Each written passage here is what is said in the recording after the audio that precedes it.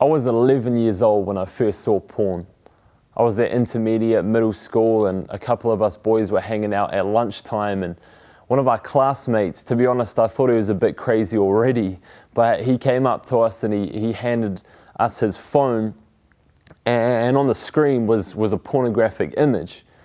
Now, I was just young, I was only 11, and to me at that time it didn't really make sense. I was a bit shocked, I was a bit surprised. I'd never really seen women in that light before.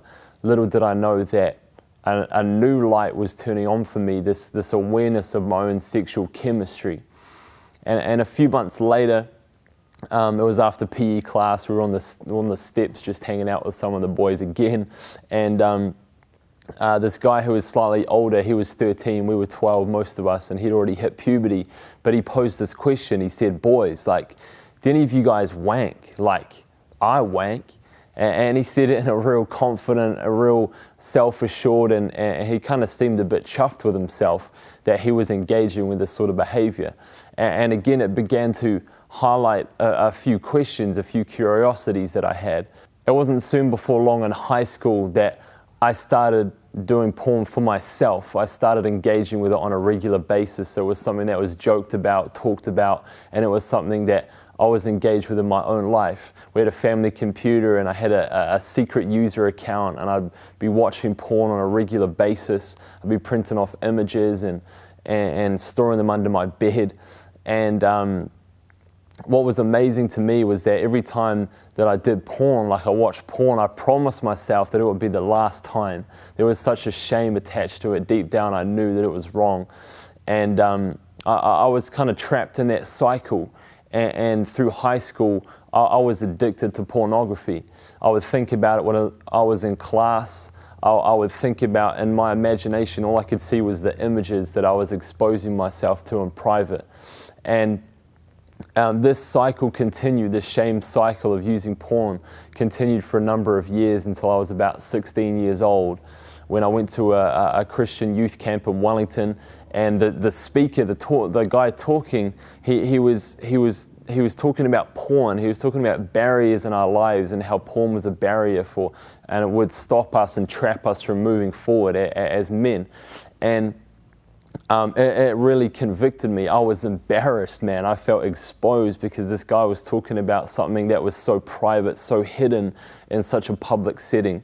At the end of that talk, he invited people forward if they felt like there were barriers that were stopping you from moving forward. And I really felt like I needed to take a stand for myself.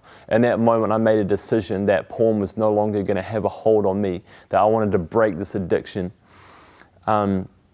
After that moment, that camp, I made friends with some great guys, and we began meeting together, and pornography was regularly talked about. We kind of kept each other accountable, like, are you good? Are you good? Like, we're in this together.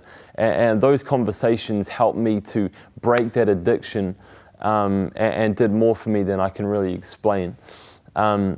The reason that I'm sharing my story, and not to say that since that moment where I really feel like that addiction was broken, that I've had a perfect run, because there's been moments where I've failed, there's been moments when I've caved to the suggestions, to the temptations in my own head.